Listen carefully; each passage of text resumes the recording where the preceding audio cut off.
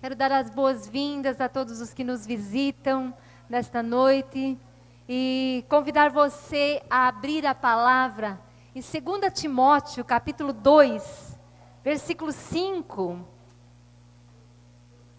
Estamos aqui, como o pastor mencionou, numa série, O Jogo da Vida. Aproveitando esse ensejo de tanto jogo por aí, né?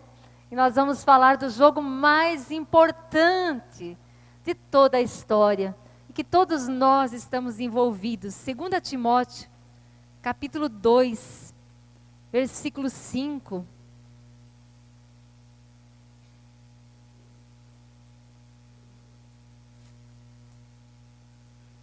Semelhantemente, nenhum atleta é coroado como vencedor se não competir de acordo com as regras. Mais uma vez, semelhantemente, nenhum atleta é coroado como vencedor se não competir de acordo com as regras. Toda competição, todo jogo possui regras. E as pessoas vão ser vencedoras se elas competirem de acordo com estas regras. Na semana passada, estivemos analisando a palavra, o pastor trouxe o passe mais caro deste mundo.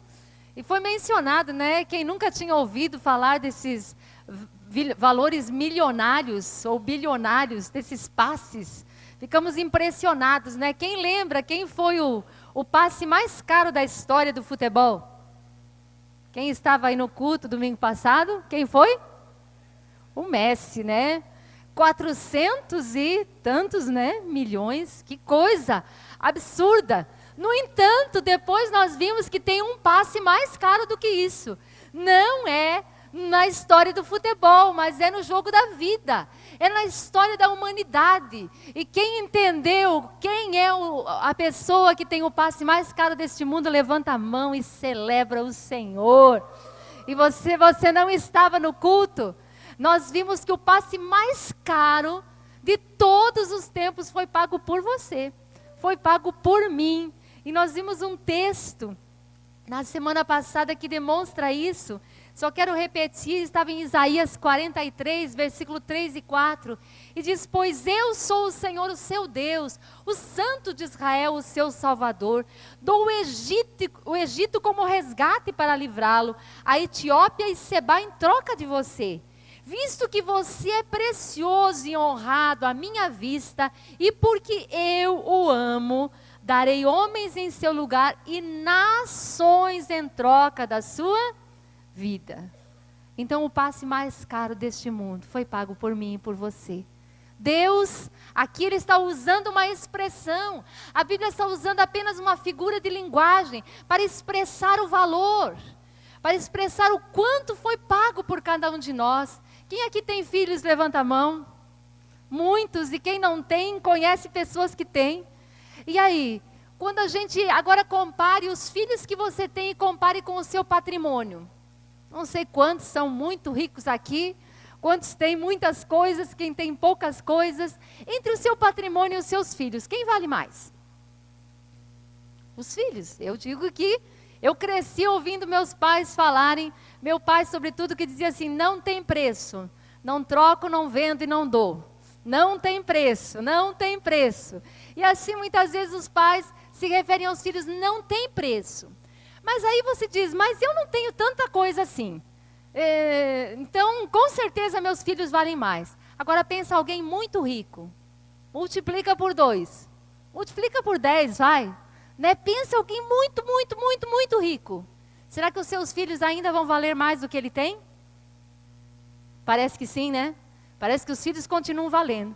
Agora pensa em alguém que é dono do ouro e da prata, que é o dono de todo o universo. A Bíblia diz que todos os homens da terra lhe pertencem, os céus e a terra lhe pertencem. Mas quando o homem virou as costas para Deus, lá no jardim do Éden, Deus vivia em comunhão com o homem, mas o pecado entrou na vida do homem, e por isso ele foi separado de Deus. Ele escolheu virar as costas para Deus, e por causa disso todos nós nascemos no pecado, separados de Deus. A Bíblia diz que todos pecaram, porque nós herdamos essa natureza pecadora, Então todos nós ficamos separados de Deus. E não havia possibilidade de nós voltarmos para Deus. Mas Deus nos amou tanto, diz aqui, visto que és precioso e honrado aos meus olhos, porque eu o amo. Deus não pôde ficar sem nós. E esse não pôde é força de expressão, porque Deus pode todas as coisas. Mas na sua grandeza, no seu infinito amor, Deus não quis ficar sem nós. Então, por amor a nós, Ele engendrou um plano. E a Bíblia diz que Deus entregou. Agora pensa, se nós amamos os nossos filhos mais do que tudo, e Deus é o mais rico, mais poderoso, porque não é nem nessa dimensão da terra. Agora imagine que por amor a mim e a você, Ele deu o seu próprio filho. Deus amava Jesus mais que tudo, mas Deus entregou Jesus. Você vai dizer, mas então Ele foi cruel porque Ele deu?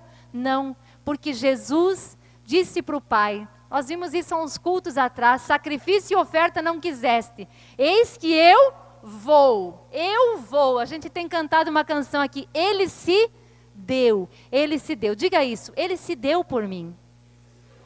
Jesus se deu por nós, por amor a nós Ele se entregou, por amor a nós Deus Pai entregou Jesus, significa que nós valemos mais do que tudo. Então quando fala que aqui troca reinos e nações por nós, é uma expressão para dizer o quanto valor você tem, o quanto valor nós temos diante do Senhor.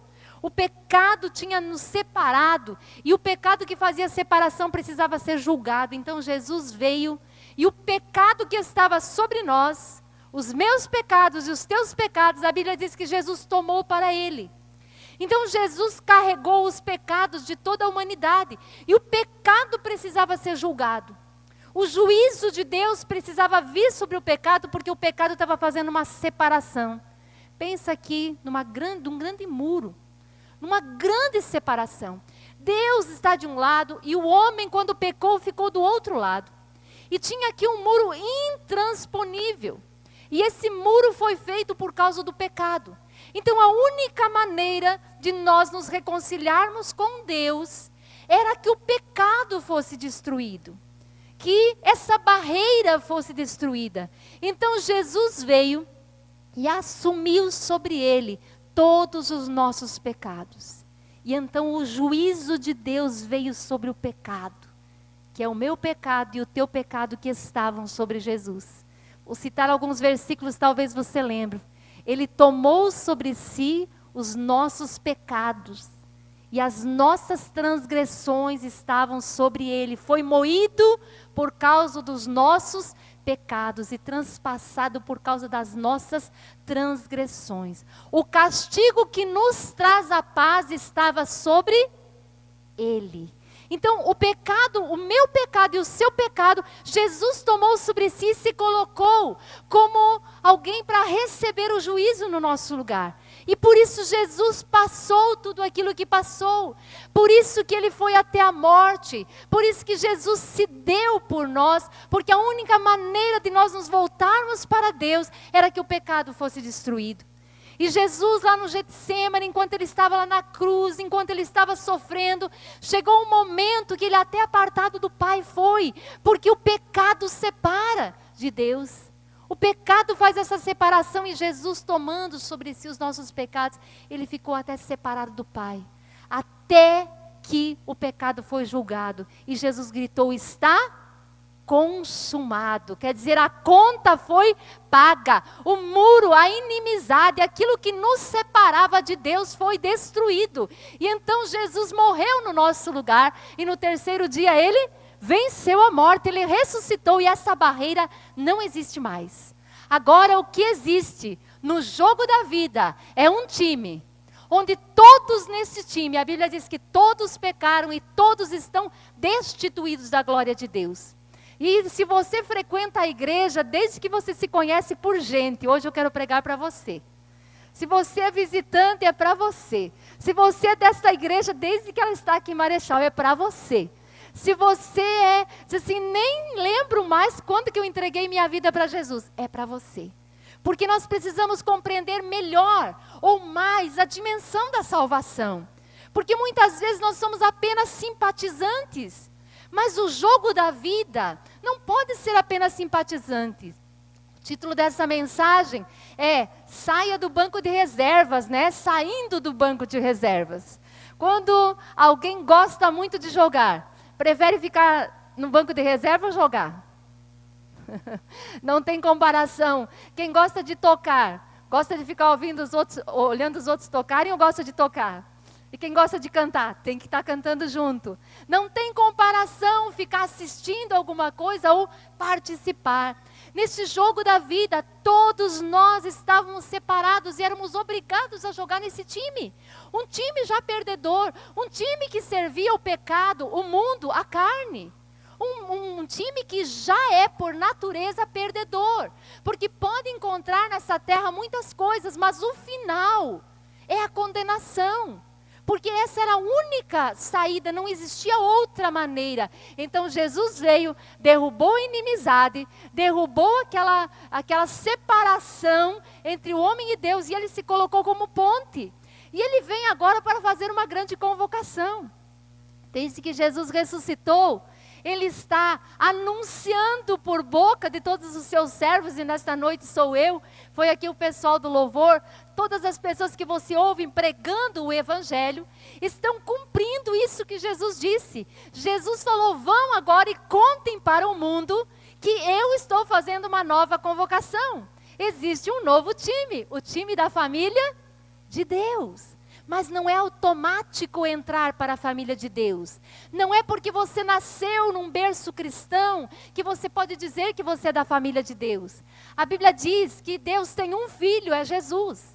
E todos aqueles que creem em Jesus e que aceitam essa troca, entendem que Jesus morreu no lugar dos seus pecados, para pagar os seus pecados, e entrega voluntariamente, é um dia, é uma decisão. É como realmente responder a uma convocação. Usando essa metáfora que estamos usando sobre o jogo da vida, sobre a Copa do Mundo, alguns depoimentos de jogadores dizem que a maior emoção deles, mais até do que ter participado dos jogos e ter ficado campeão, era o momento, a expectativa da lista de convocados. Então as famílias ficavam reunidas para descobrir, será que o meu nome vai ser chamado? Será que eu vou participar dessa Copa? Será que o Filipão ou tantos outros, né? Será que o meu nome vai estar lá? Então essa ansiedade, essa expectativa para ouvir o seu nome sendo convocado. E aquele que era convocado se apresenta com toda alegria. Alguns dizendo, olha, a emoção para mim, a maior emoção foi quando eu ouvi que eu estava convocado. No time de futebol, somente alguns 20 e poucos, né, são convocados.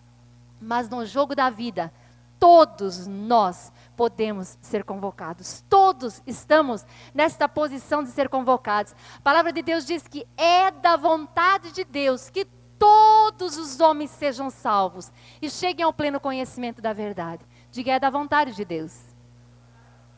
Mas nem todos se salvam. Eu estou salvo? Pode se perguntar. É da vontade de Deus que todos os homens sejam salvos. Mas a Bíblia diz que nem todos serão salvos. Qual é a diferença daquele que é salvo, daquele que não é salvo? Daquele que vai ter vida eterna com Deus e daquele que vai ser condenado eternamente? É que já existia um time, o time deste mundo. O time que vivia servindo o pecado, servindo a carne, servindo o inimigo com os seus sistemas de pensamento contrários à palavra de Deus. E quando Jesus morreu e ressuscitou, ele faz uma nova convocação. E agora ele diz, todos aqueles que creem, todos aqueles que têm sede, venham a mim e bebam. Porque eu tenho a vida eterna, as palavras que eu tenho são palavras de vida eterna. Então não é conhecer a Jesus de ouvir falar.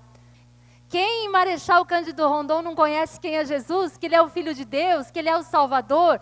Todos. Mas querido, quem veio desfazer a separação entre Deus e o homem foi Jesus. E ninguém entra no time da família de Deus se Jesus não deixar de ser um nome e ser o teu Salvador. se você reconhecer que você precisa de um Salvador, que não existe como nós nos aproximarmos de Deus com os pecados sobre nós. Então, entregar a vida a Jesus, o aceitar a Jesus, trocar a sua vida com Ele, é dizer, eu reconheço que eu sou um pecador e que sozinho eu não posso me salvar. Mas Jesus morreu por mim, então eu entrego a minha vida a Ele. De hoje em diante eu pertenço a Jesus. A Bíblia diz que todos aqueles que o recebem e que creem no seu nome, Deus dá o poder de se tornar filho, diga filho. E quando nos tornamos filhos, nós entramos para a família de Deus. Então Deus está fazendo uma convocação. Jesus está fazendo uma convocação. A maneira de você entrar no time da família de Deus é recebendo Jesus, é se entregando a Ele, é tendo certeza que Jesus não faz parte de uma religião, porque religião não salva, que Jesus não é um nome, que Jesus não é uma tradição, que Jesus não é algo que você tenha que falar ou dizer, porque todo mundo diz, porque agora está na moda. Deus te abençoe. Em nome de Jesus. Está na moda, porque tem tanta gente falando, que tem um monte de gente repetindo sem saber o que está falando. Mas que bom que está falando. Que bom que está repetindo. Uma hora vai se tornar vida, porque é em nome de Jesus que nós somos salvos. Não existe outro nome. Não existe outra maneira. Então, Deus está nos convocando, todos nós estamos sendo convocados para responder esse chamado tão maravilhoso. E cada um que aceita começa a fazer parte. Agora, é um privilégio ser convocado. Mas depois que nós somos convocados, nós precisamos participar do jogo. Nós precisamos, não podemos nos conformar com o banco de reservas. Muitos aqui são bem apaixonados pelo futebol. E eu assisto o futebol na Copa do Mundo porque eu tenho que celebrar junto com a minha família. Então, e eu gosto. Para mim é um lazer, porque aqueles 12, 24 homenzinhos, correndo atrás da bola e um verdinho atrás que eu gosto muito. Então, eu até gosto. Não sou profundamente conhecedora. Mas na sexta-feira, no último amistoso, não sei quantos assistiram? Esse povo trabalha, Eu também, nem pensar de assistir, Mas eu fiquei sabendo, que alguns do banco de reserva jogaram. Alguns foram jogar e deram o que puderam. Por quê?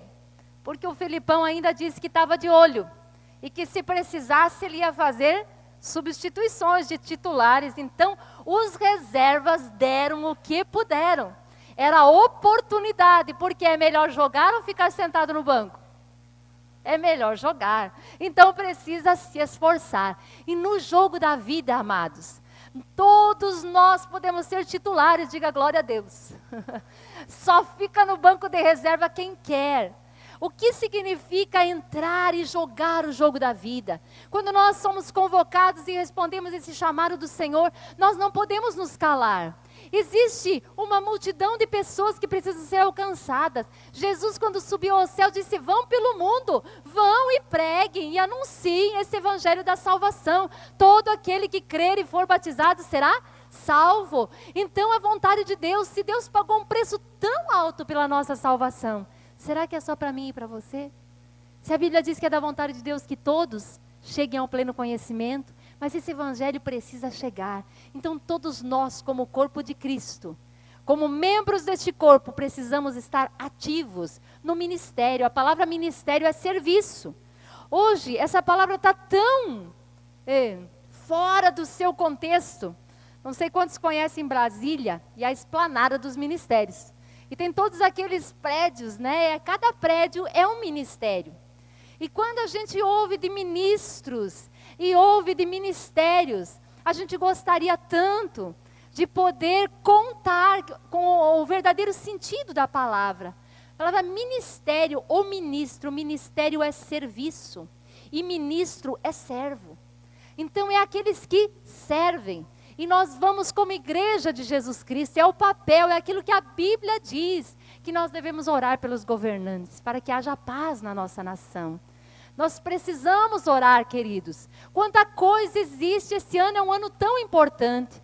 Mas nós não podemos nos eximir da responsabilidade de cristãos, de colocar diante de Deus os nossos governantes e pedir: Senhor, livra o Brasil de todo o mal, livra o Brasil da corrupção, livra o Brasil de tudo aquilo que não procede de Ti, de tudo aquilo que não glorifica a Tua palavra, o Teu nome, tudo aquilo que não procede do Teu reino. Então nós como cristãos precisamos orar, como a Bíblia ensina, pelos nossos governantes. Senhor, dá luz, Senhor, ilumina o povo, que todo mundo tenha os olhos do seu entendimento bem abertos, bem esclarecidos. Por quê? Porque se a igreja aclamar, Deus transforma. Nós precisamos, ao invés de falar, precisamos orar. Porque resmungar já tem muita gente fazendo, não tem? Reclamando já não tem muita gente fazendo? Mas quantos estão orando? A Bíblia ensina a igreja a orar. Quem é do time de Deus, quem é da família de Deus, ora, clamando a Deus e confiando que Deus pode mudar esta situação e livrar. A Bíblia diz: se o meu povo, que se chama pelo meu nome, se humilhar e orar e se arrepender dos seus maus caminhos e orar a mim e clamar, eu ouvirei e sararei a sua terra. Então nós precisamos obedecer à palavra de Deus e crer naquilo que Deus tem preparado para esse Brasil tão abençoado, amém? Então nós podemos, quando vemos tudo aquilo lá em ministérios, hoje nós não podemos ver em muitas dessas pessoas, pessoas que servem, pessoas que estão servindo o povo. Mas a Bíblia usa essa palavra ministério neste mesmo sentido de serviço. E todos nós somos chamados a trabalhar no reino de Deus. E você é chamado para trabalhar segundo os teus dons. Porque todos somos convocados. Porque naquilo que nós somos bons, nós temos prazer. Se colocar, às vezes no futebol dizem assim: aquele cara gosta tanto de jogar, mas ele é um perna. Perna de pau. Ele atrapalha a equipe, em vez de ajudar, não ajuda. Mas o cara às vezes não joga futebol, mas ele é muito bom em outro tipo de esporte, outra modalidade. Então a pessoa ela é boa em tantas coisas. Vamos usar aquilo que Deus nos deu como dons e como talentos para servir. E nós vamos ver uma porção de ministérios, mas antes dos ministérios, quero que você abra em 1 Coríntios capítulo 12. Para vermos o que a Bíblia fala a respeito deste assunto. Você entrando para o time de Deus, você precisa sair do banco de reservas e começar a jogar o jogo, a trabalhar, a ser bom, a ser entusiasmado em fazer com que a igreja, vocês sabem que a Bíblia diz que a igreja de Jesus Cristo é um edifício espiritual. Nós temos um prédio aqui e tantas igrejas que se reúnem em prédios. Mas a Bíblia diz assim, que a igreja de Jesus Cristo, ela tem uma pedra fundamental. Quem é? O próprio Jesus, quer dizer, sobre quem a igreja está fundamentada? Jesus. Depois a Bíblia diz que tem os alicerces. E os alicerces são os apóstolos e os profetas. Quer dizer, a Bíblia. Aquilo que nós temos aqui que nos foi ensinado. Então a igreja, esse edifício espiritual, a pedra fundamental é Jesus. Os apóstolos e profetas são este fundamento, esses alicerces. E então cada um que atende à convocação, cada um que pertence a Jesus, que recebeu a Jesus, a Bíblia diz lá em 1 Pedro, que é como se fosse uma pedra viva, nesse edifício espiritual. Hoje não é pedra, né? Hoje a gente tem que se chamar de tijolo, né? Tomara que o nosso tijolo seja bem fortinho. Quando a gente vai construir, tem uns tijolos que a gente só pega na mão, né? Esfarela todo, mas tem aquele tijolo bem fortinho. Como é que está o seu tijolo? Está fortinho? Se é fortinho na fé, não é qualquer coisa que te quebre, não é qualquer coisa que te derrube. Então, assim, cada um de nós é um tijolo. E assim a igreja de Jesus Cristo está crescendo como edifício espiritual e o Espírito Santo habita na igreja. Mas a igreja tem um papel. Diga, nós não vivemos para nós mesmos. A igreja não existe para ficar inchada. A igreja não existe para celebrar quando ela está cheia, dizer que legal, olha como nós estamos indo bem. Não, a igreja existe para servir. A igreja é corpo de Cristo. E aqui diz que como esse exemplo de corpo, cada um é membro deste corpo. Capítulo 12, versículo 12. Ora, assim como o corpo é uma unidade, embora tenha muitos membros, e todos os membros, mesmo sendo muitos, formam um só corpo, assim também com respeito a Cristo. Versículo 14. O corpo não é feito de um só membro, mas de muitos. Se o pé disser, porque não sou mão, não pertenço ao corpo, nem por isso deixa de fazer parte do corpo. Deixa eu explicar aqui, porque é um texto muito engraçado da Bíblia. É um texto muito claro. Porque às vezes as pessoas dizem assim, eu não sei pregar. Eu não sou fluente para pregar a palavra. Mas aqui, a Bíblia está dizendo que num corpo, qual é a parte do seu corpo que você despreza? Alguém quer jogar fora alguma parte do seu corpo? Parece que tudo é tão importante. Já teve uma unha encravada? Já teve que tirar uma unha? Você fica desprotegido, parece que uma unha não significa nada. Mas você fica desprotegido na extremidade, então qualquer coisa, parece que o asfalto é feito de pedra, né? Que se tiver que tirar a unha, a gente chuta o tempo todo as pedras, para machucar bem o dedão do pé. Então é assim, ó, todas as partes do corpo são importantes.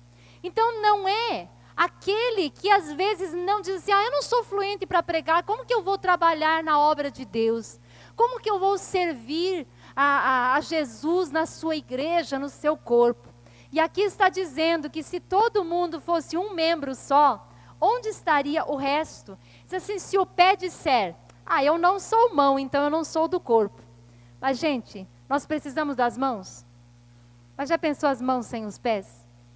Os pés têm um papel, as mãos têm outro papel. Dentro das nossas mãos, cada dedo tem um papel. E aí, nós precisamos da cabeça, nós precisamos de olhos, nós precisamos de ouvidos. Quer dizer, todos somos necessários no corpo de Cristo. Você pode concordar? Diga, eu sou necessário no corpo de Cristo. Eu tenho um papel a desempenhar. Amém. Então vamos ver aqui.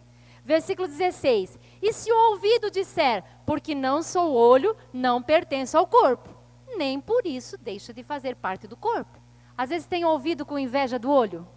O ouvido é discreto, né? Com mulher está sempre coberto pelo cabelo, o olho é visível. Quando as pessoas falam, olham aonde? Nos olhos. Você conversa com alguém olhando para o ouvido? A gente olha nos olhos. Então o ouvido pode dizer, eu não tenho importância nenhuma, porque eu estou sempre coberto, eu não sou como o olho que está sempre aparecendo. Mas você, o que você pensa de ficar sem audição? Olha a importância de nós ouvirmos. Então não é porque o ouvido não é olho que ele não é do corpo. E se todo o corpo, versículo 17, se todo o corpo fosse olho, onde estaria a audição? Se todo o corpo fosse ouvido, onde estaria o olfato? De fato, Deus dispôs cada um dos membros do corpo segundo a sua vontade. Se todos fossem um só membro, onde estaria o corpo? Assim há muitos membros, mas um só corpo. O olho não pode dizer à mão, não preciso de você. Nem a cabeça pode dizer aos pés, não preciso de vocês.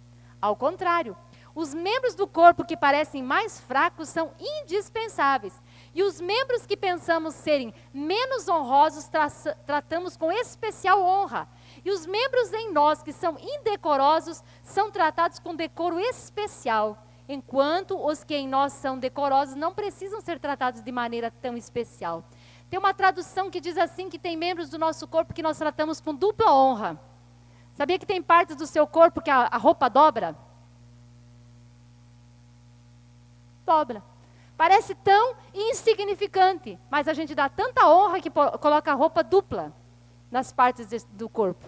Por quê? Porque são importantes. Porque nós não jogamos fora, porque elas são vitais para a nossa vida. O que Deus está, é a Bíblia que está dizendo?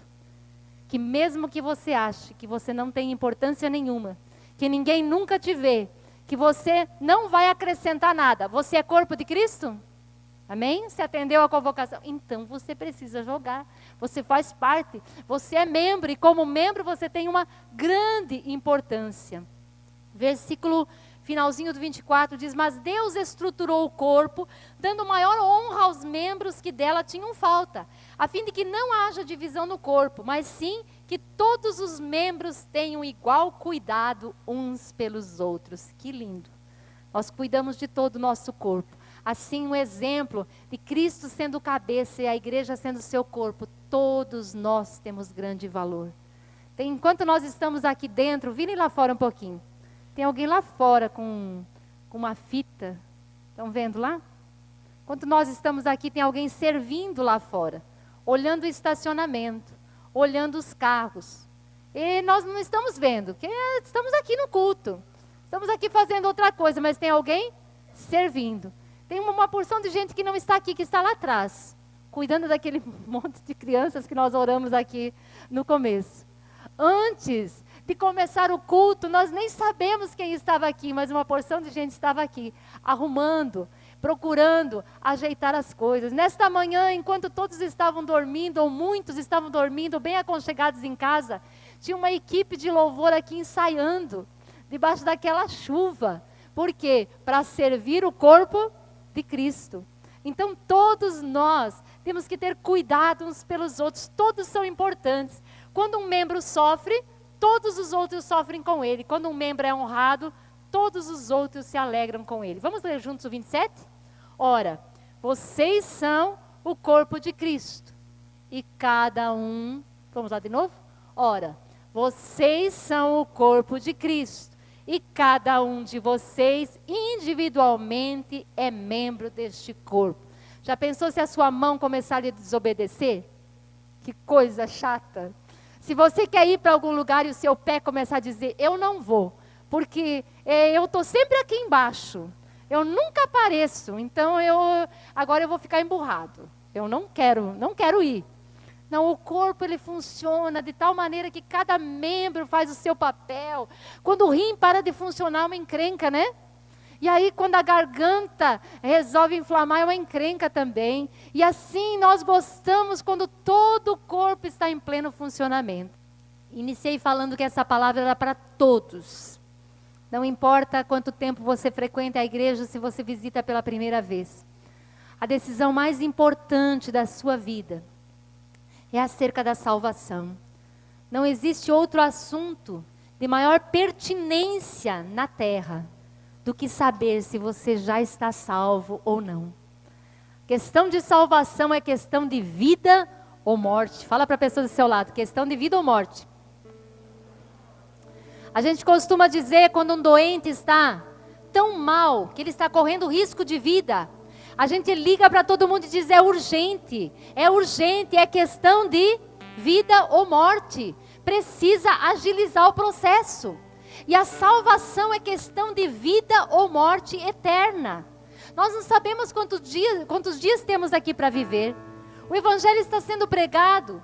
E talvez você já tenha se acostumado a ouvi-lo, sem nunca se deixar confrontar na sua própria vida e dizer, eu realmente estou salvo. Eu realmente entendi que eu sou um pecador.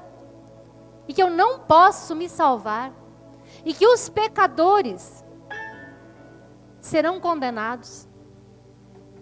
Mas existem os pecadores que reconhecem e que entendem que Jesus já julgou os seus pecados. Ninguém pode tirar os próprios pecados da vida, só Jesus pode. Então é impossível ser salvo sem Jesus, sem um relacionamento com Ele. Jesus tem que ser o teu Salvador. É pessoal. Não adianta você dizer Jesus é o Salvador do mundo. Jesus é o Salvador do mundo. O mundo é muito grande.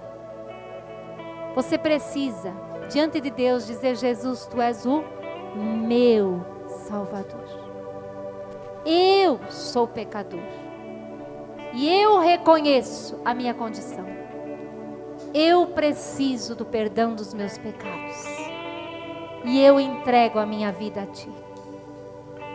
É questão de vida ou morte eterna. Vou pedir que você feche os teus olhos. E você fale um instante com Deus.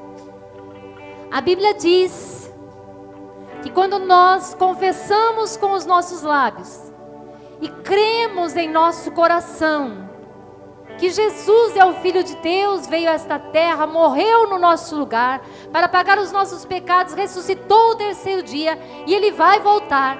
Quando nós cremos nisso e nos entregamos a Ele, nós podemos ter a certeza da salvação.